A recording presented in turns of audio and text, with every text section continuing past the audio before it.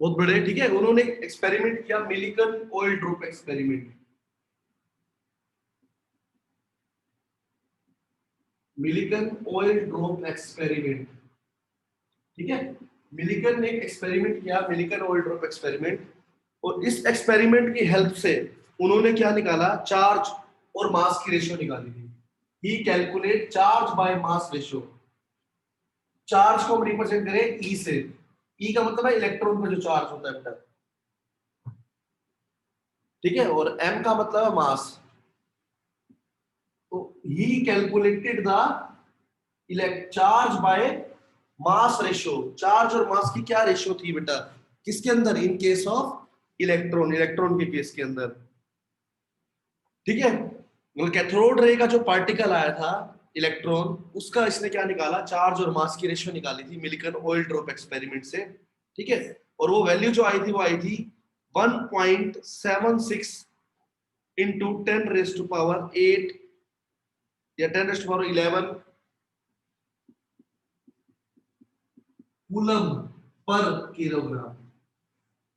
Coulomb is the unit of charge. Coulomb charge की unit होती है और किलोग्राम मास की यूनिट है बेटा, ठीक है। तो ये एक्सपेरिमेंटली डिटरमाइंड वैल्यू है, ये आपको याद रखनी है, 11th क्लास में आप पढ़ते भी हो थोड़ा सा, ठीक है। तो चार्ज बाय मास की रेशियो निकाली थी मिलिकन ने, वो वैल्यू कितनी आई थी 1.76 इंटू 10⁻11 कूलम पर किलोग्राम, ठीक है।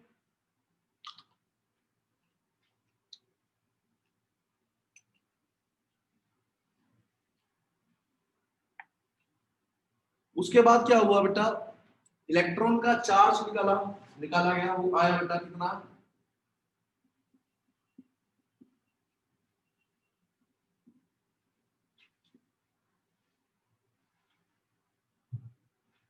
इलेक्ट्रॉन का चार्ज बेटा, ठीक है, लिख लीजिए।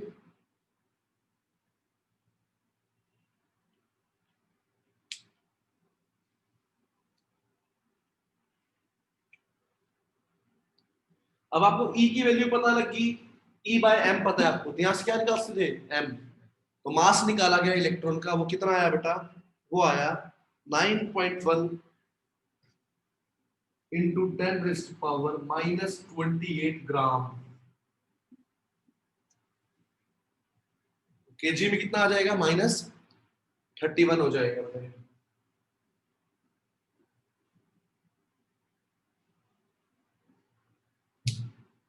एक इलेक्ट्रॉन का मास है बेटा ये, ठीक है। ये कुछ वैल्यूज हैं जो आपको याद रखनी है बेटा।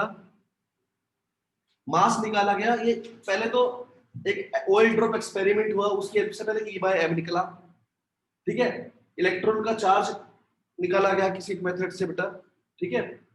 उन दोनों, जब ये पता है रेशो पता है और ये पता है, यहाँ से हमारा एम निकला, वो आया ये बेटा, ठीक है। 9.1 इंटू 10⁻31 kg, ठीक है बेटा। सर मतलब हर एक एटम के इलेक्ट्रॉन का मास सेम होता है? हाँ, सभी इलेक्ट्रॉन्स के मास सेम हो बेटा, ठीक है। सर जितने जैसे एक ऑक्सीजन एटम है और एक कार्बन एटम है, तो दोनों हाँ, के इलेक्ट्रॉन्स का मास सेम ही रहेगा? बिल्कुल बिल्कुल बिल्कुल, इलेक्ट्रॉन का मास सेम होता है, लेकिन उनके नंबर ऑफ इलेक्ट्रॉन्स में डिफरेंस होता है बेटा, ठीक है, कितने ओके इलेक्ट्रॉन। सर।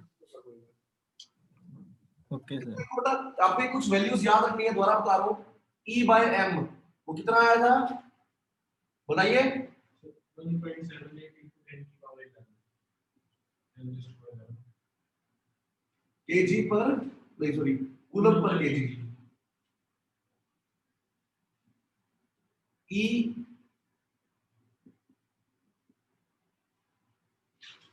एम आया बेटा,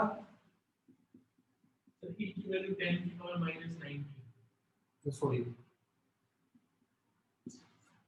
ये वैल्यूज आपको याद रखनी है बेटा, ठीक है बेटा। अब एक टेबल बनाऊंगा, इसके बाद वो टेबल बनाएंगे, आप लोग नोट कर लीजिए पहले यहाँ पे। COULOMB।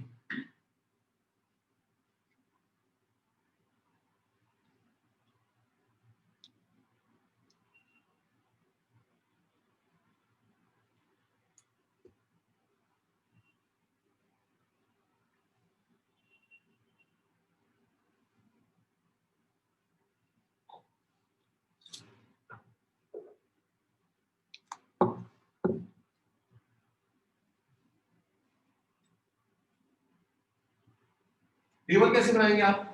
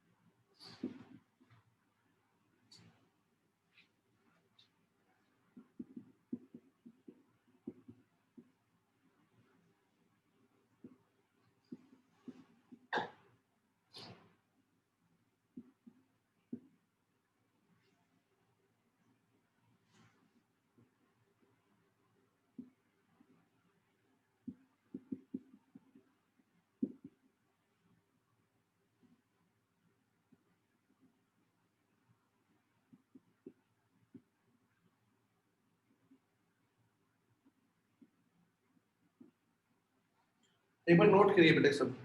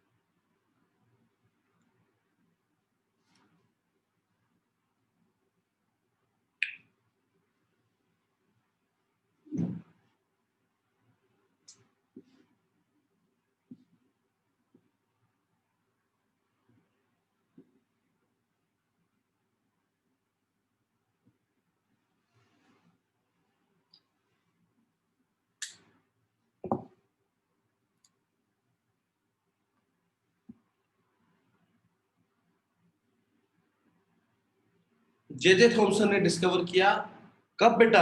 1897 में, 1897 में, ठीक है।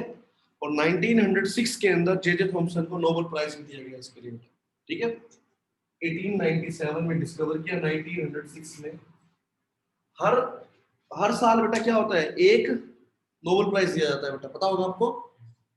किस किस फील्ड में दिया जाता है? फिजिक्स, केमिस्ट्री और लिटरेचर, लिटरेचर, जर्नलिज्म, मेडिसिन में भी दिया जाता है, मेडिसिन में, ठीक है।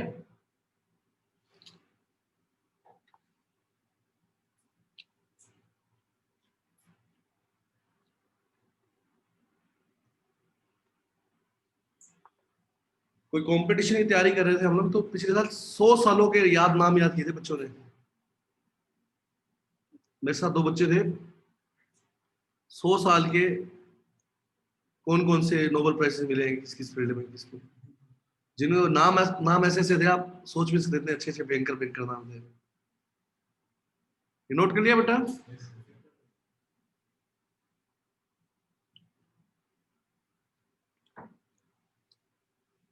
सर नोबेल प्राइज 1906 में मिला था। हाँ बेटा।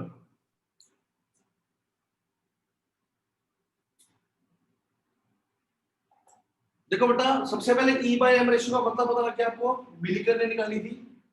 चार्ज कितना था? 1.6 इंटू 10⁻⁹। इसको हमने क्या बोल दिया? इसको 1 यूनिट बोल दिया। तो अब रिलेटिव चार्ज में याद करना आसान हो गया। हम इलेक्ट्रॉन का चार्ज ये नहीं बोलते आज से, हम क्या बोलते हैं? -1 है।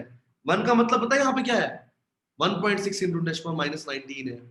तो अब रिलेटिव चार्ज मतलब जो हम यूज करते हैं जनरली, हम बोल देते हैं इलेक्ट्रॉन में -1 चार्ज। एक्चुअली में उसका चार्ज -1 नहीं है, हमने अपनी कैलकुलेशंस को इजी बनाने के लिए ऐसा किया हुआ है। रिलेटिव चार्ज हम यूज कर लेते हैं उसका, वो कितना होता है? -1। समझ आ गई बात बेटा? एक्चुअल में इलेक्ट्रॉन का मास कितना है? 9.1 इंटू 10⁻31 kg। लेकिन रिलेटिव मास वाला अगर हम हाइड्रोजन के मास को रिलेट करें, वो कितना आता है? 1/1837 टाइम्स आता है बेटा, ठीक है। कई बुक्स में ना 1/2000 टाइम्स भी दे देता है बेटा, ये अप्रोक्सीमेट बना देता है उसको, लेकिन एक्चुअली में क्या है? 1/1837 टाइम्स है मास ऑफ हाइड्रोजन एटम के, ठीक है। जे जे थॉमसन ने डिस्कवर किया। टेबल बना ली बेटा आप लोगों ने?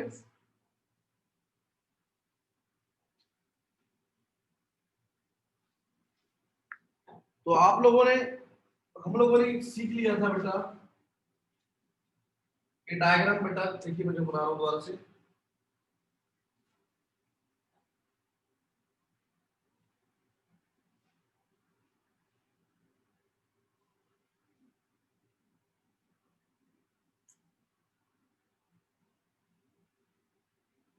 यहाँ पे क्या हो रहा था, ग्रीनिश ग्लो हो रहा था बेटा, याद है ना?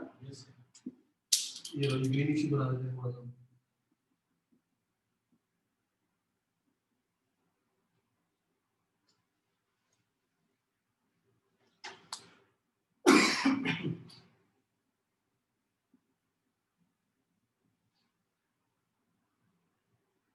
ये क्या बेटा मेरे पास कैथोड हो गई, ये क्या हो गई परफोरेटेड एनोड, परफोरेटेड एनोड। कौन सी स्क्रीन है, जिंक सल्फाइड की स्क्रीन होती है, इसमें कोटिंग होती है जिंक सल्फाइड की। डिस्चार्ज ट्यूब के है ना, बताया था ना मैंने। तो ये क्या प्रोड्यूस करता है, फ्लोरोसेंस। फ्लोरोसेंस का मतलब coloured glow, light green colour का बेटा। यहाँ पर हमने क्या बनाया हुआ था, वैक्यूम पंप, ठीक है। यहां से कुछ रेज निकल रही थी ऐसे ऐसे, नेगेटिव चार्ज तरीके। इनको हमने क्या बोला था नेम, कैथोड रेज, बिकॉज ये कहां से निकल रही थी, कैथोड वाली साइड से आ रही थी बेटा, ठीक है। ये डायग्राम बना लीजिए बेटा, इसमें सब कुछ पता लग रहा है, कैथोड रेज भी आ गया, ठीक है, फ्लोरोसेंस भी दिखाई दे रहा है यहाँ पे। समझ आ गई होगी सब कुछ अच्छे से।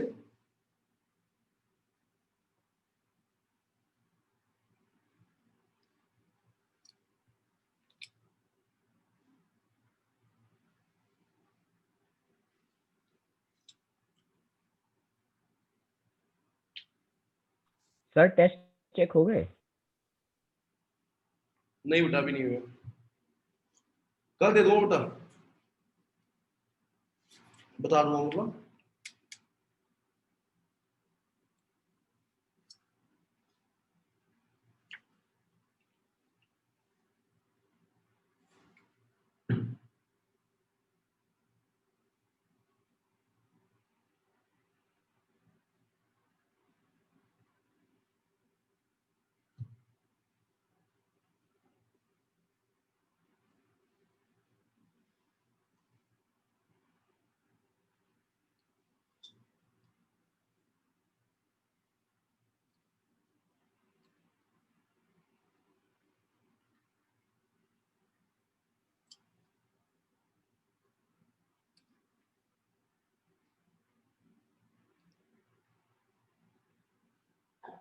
ड्रॉ हो गया बेटा।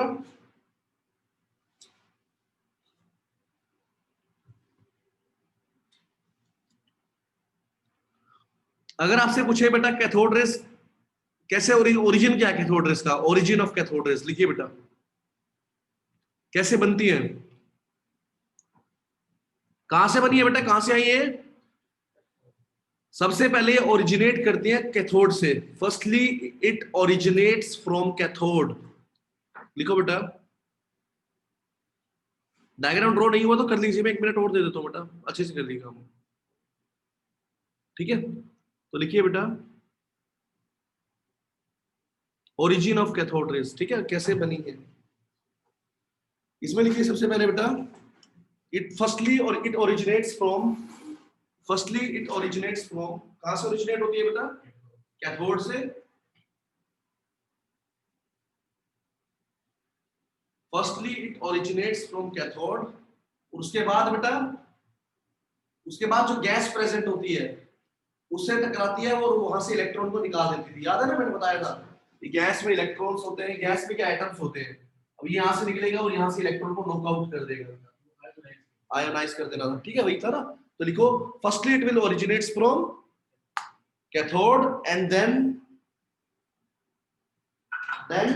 उसके बाद क्या हुआ बेटा, then by the gases atom, उसके बाद कहां से प्रोड्यूस हुई है, then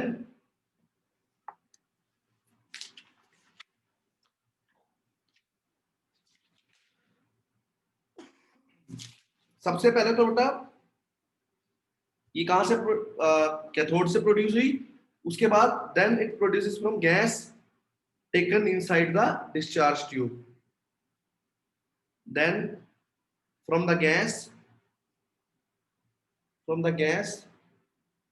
taken in the discharge tube, bracket में लिख लेना, due to the bombardment of, एक एक्स्ट्रा पढ़ा रहा हूं बेटा, आपकी बुक में कहीं नामो निशान भी नहीं है बुक्स टॉपिक का, थोड़ा सा दे रखा है, 1-2 लाइन से टोटली, मतलब कैथोड रॉस टॉपिक ही आपका छोटा सा पैराग्राफ है एक बस, ठीक है, लेकिन आपने सारा पढ़ना है जो मैं बता रहा हूँ बेटा, ठीक है, काम आएगा आगे के लिए बेटा।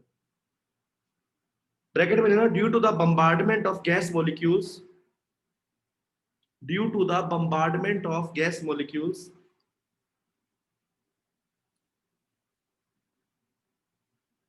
due to the bombardment of gas molecules by high speed electrons,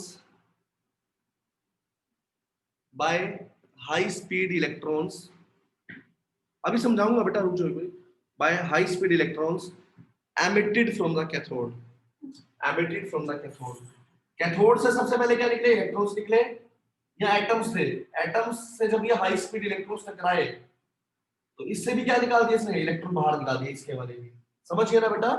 तो ये कैसे ओरिजिनेट होती है, सबसे पहले तो कैथोड से ओरिजिनेट होती है, उसके बाद जो एटम्स प्रेजेंट है गैस के डिस्चार्ज ट्यूब के अंदर उससे प्रोड्यूस होगी बेटा, ठीक है, समझ आ गया। और कैसे, due to the bombardment, bombardment का मतलब होता है टकराना, किसकी वजह से, टकराव की वजह से, किस के टकराव की वजह से, जो इलेक्ट्रॉन्स कैथोड से निकल रहे थे उसका किसके साथ, जो गैस के एटम्स है उसके टकराने की वजह से, समझ आ गया, इजेक्ट कर दिया उसने इलेक्ट्रॉन को। गोकुल कोई डाउट है बेटा अब तुझे? No sir. ठीक है, बम्बार्डमेंट का मतलब होता है टकराना, किस में टकराए हैं, एक तो इलेक्ट्रॉन जो निकले हैं कैथोड से, और दूसरा क्या था बेटा, जो एटम्स गैस के अंदर प्रेजेंट थे उससे। नॉर्मल प्रेशर के ऊपर क्या हुआ था, कुछ भी नहीं हुआ था, प्रेशर को 1 mm ले गए थे, क्या हुआ था, कलर्ड ग्लो हुआ था, सिंपल सा याद रखो उतना, ठीक है, और वो कलर डिपेंड करता था, अलग अलग गैसेस पे अलग अलग कलर आता था, इसका मतलब करंट फ्लो हुआ है यहाँ पर, मतलब ठीक है, चार्ज फ्लो हुआ। उसके बाद प्रेशर को और रिड्यूस किया, कितना, 0.01, क्या हुआ, ग्रीनिश ग्लो हुआ, फ्लोरोसेंस प्रोड्यूस हुआ, राइट, ये चीज हुई थी बेटा, जो सामने आपके है बेटा, राइट, आ गया वो समझ में बेटा। प्रॉपर्टीज मैंने बताई थी, ठीक है, मटेरियल पार्टिकल्स बने हुए हैं, नेगेटिव चार्ज होता है इनके ऊपर, ठीक है, फ्लोरोसेंस प्रोड्यूस करते हैं, आयोनाइज करते हैं गैस को, ठीक है, ये सब हम लोग कर चुके हैं ऑलरेडी। चलिए उसके बाद आता है बेटा टॉपिक हमारा, study of anode rays,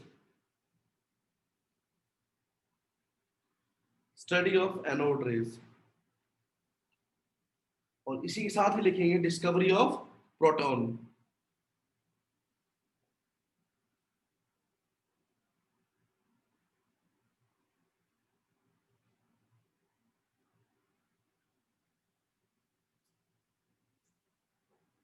discovery of proton